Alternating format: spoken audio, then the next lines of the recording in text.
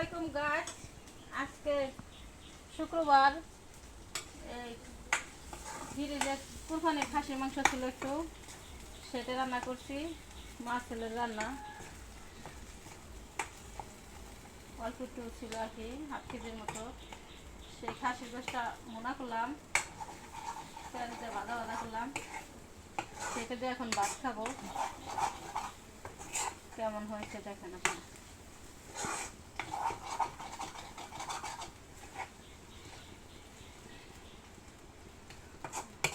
কালারটা কেমন হয়েছে?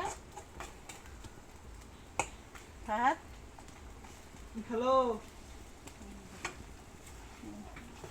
যদি ঝোল থাকে তাহলে খাবে না, খাসির মাংসটা একদম ভাজা ভাজা করতে হবে, সেই জন্য একটু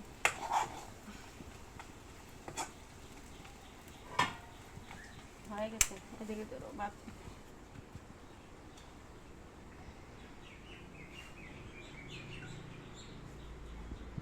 খেয়ে দেখি কেমন হয়েছে।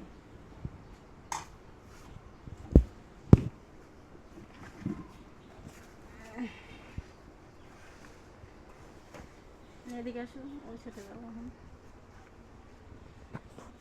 খাসির গোস একদম ফ্রেশ ফ্রেশ, এটা কোরবানির গোস ছিল আর কি, একজনে দিছিল।